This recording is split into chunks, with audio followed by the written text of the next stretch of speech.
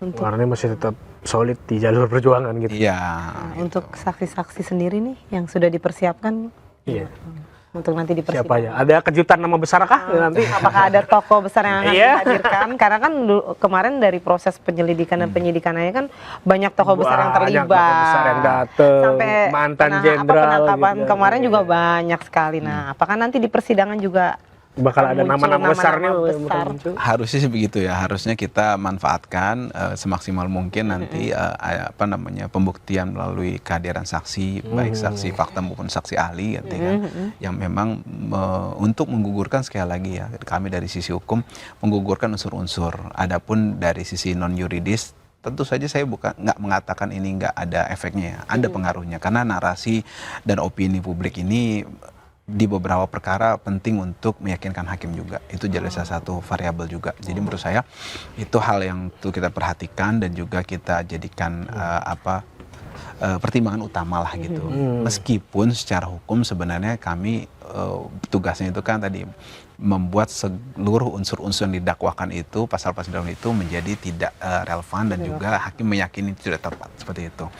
Nah, artinya bagian dari meyakinkan hakim dan narasi-narasi dan opini-opini yang tentu saja kita membutuhkan tokoh publik dan juga dukungan masyarakat luas untuk menggapai itu tadi, Mas. Tentu saja kita ada tokoh-tokoh yang kita hadirkan gitu kan, itu penting. Nah, Pasti ada tokoh besar nih, jadi kita tunggu aja lah sidangnya gitu ya. Ahli-ahli besar dan kuat. ada sosok Iya. besar kalau kata. Karena kan di Ya, belakang sosok tuh sering besarnya banget nih, datang. ya kan. Sering banget ngomong ada sosok besar, sosok kuat di balik yang kasus ini yang kemarin bikin tidak jadi ditahan. Iya, itu sosok besarnya siapa tuh kira-kira? Ya, saya lebih setuju menanggapi mereka lupa yang mereka lakukan itu juga sebenarnya dari sisi hukum nggak masuk. Oleh karena itu mereka membutuhkan kebesaran dan ketokohan orang itu juga kan. Dan karena begini, proses ini kan kita sama-sama tahu, ya, sudah menjadi rahasia umum lah, bahwa memang nggak mungkin gitu kan ini bisa berlanjut karena secara unsur juga nggak masuk sebenarnya kan, tapi sangat dipaksakan kan begitu kan supaya ini bisa masuk. Justru itu mengafirmasi pola pikir bahwa mereka menduga ada tokoh besar, ada sesuatu yang non yuridis di sini gitu kan. Itu mengkonfirmasi betul bahwa mereka biasa melakukan itu. Nah, kan begitu. Iya, Sekarang iya, kalau iya. kita tahu, Anda curang nih, ya berarti emang Anda pelaku curangnya kan dari awal kan. Bagaimana kita bisa mengatakan itu curang, langsung mengatakan itu.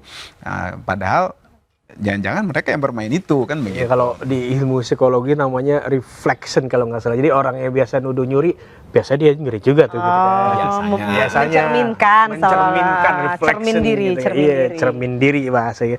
Tapi Bang, beberapa jam yang lalu Roy Suryo menang pra peradilan tuh, Bang. Ya. Dokter di pihak dokter ada komen nggak tuh soal itu? Yang jelas komen kita bukan ada orang besar di situ. tapi di situ ada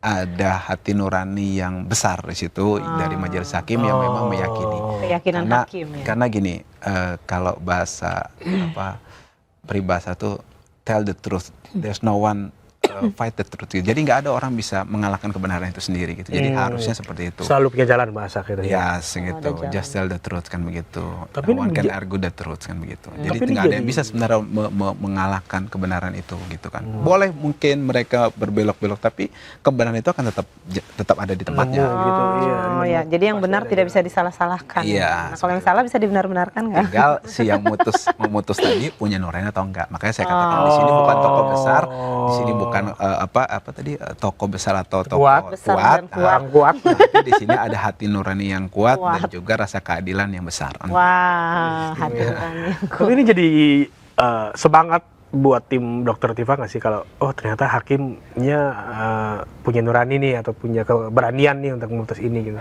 Ini variabel kedua. Variabel pertama adalah tidak ditahannya Dokter Tifa oleh pihak kejaksaan. Kami sangat mengapresiasi dan meyakini bahwa memang pihak kejaksaan masih ada secerca harapan nurani yang bisa diharapkan dalam due process of law di Republik ini, seperti itu. Yang memang di garda terdepan kita agak pesimis gitu, seperti itu. Awalnya memang agak pesimis tapi Garda terdepan kan polisi. Iya. jaksa itu secondary line Sempat dalam proses pesimis dengan sistem di garda depan di kepolisiannya, tapi agak optimis nih di second layer-nya, ya. second layer-nya. Karena memang mereka melihat tentu saja hal-hal yang objektif. Sebenarnya yang dijadikan pertimbangan oleh timnya Pak Roy Suryo kan antara lain kalau soal penangkapan dan penahanan, kalau saya nggak salah tadi baca pertimbangannya, mengakomodir argumen dari kuasa hukumnya kan bahwa Mas Roy Suryo ini kooperatif. Memang kooperatif, datangnya on time, kemudian untuk wajib lapor, nggak pernah ada itikat buruk untuk melarikan diri atau tidak kooperatif. Dan sedangkan salah satu unsur dalam KUHP itu untuk menahan itu selain subjektivitas tentunya itu adalah dia tidak kooperatif si tersangka ini dan juga khawatir melarikan diri kan begitu. Nah, bagaimana bisa dia tidak menunjukkan gelagat seperti itu, tapi saya malah justru lebih menyoroti penangkapan dan penahanannya yang sebentar waktu itu adalah kado ulang tahun menurut saya. Kado ulang tahun. Kado ulang tahun dari tokoh besar kan begitu.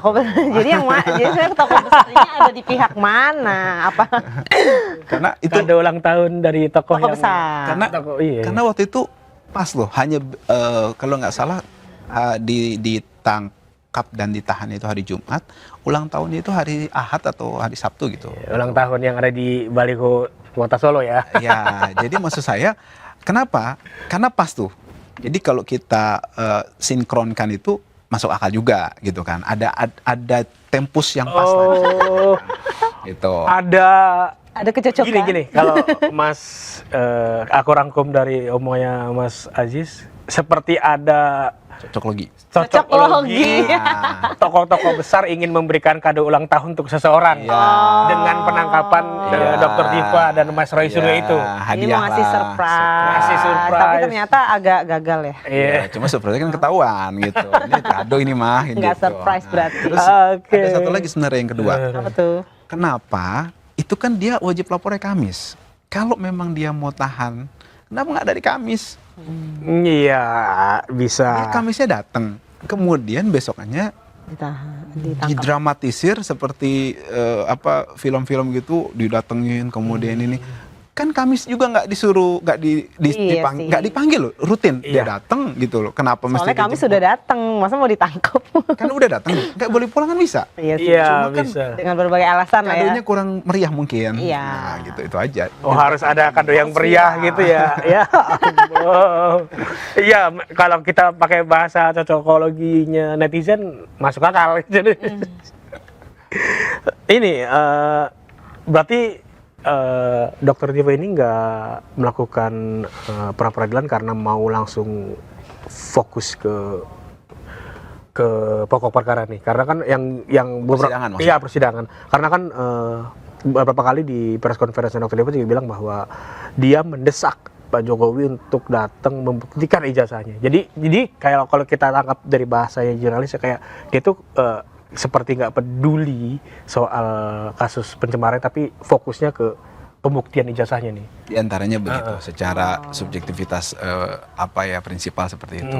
Kemudian juga jangan lupa juga dalam proses persidangan ini yang kita ajukan perlawanan ini kan bukan juga masuk pokok perkara. Sebenarnya ini salah satu objek kita waktu awalnya mau mengajukan pra peradilan itu ya tinggal kita masukin ya di sini di perlawanan gitu loh. Nah, jadi sebenarnya kita harapannya kalau gini, kalau pra peradilan itu kan memang kalaupun dikabulkan tapi dia tetap jalan tuh. Iya. Nggak terlalu berdampak ya. Kalau ini nanti di putusan selah atau di putusan nanti setelah pas vonis nanti itu bisa jadi pertimbangan gitu. Jadi menurut kita lebih efektif lah gitu dari tim kuasa hukum sama prinsipal berkesimpulan seperti itu. Gak sempet baca? Dengerin aja, klik icon text to speech di okezone.com.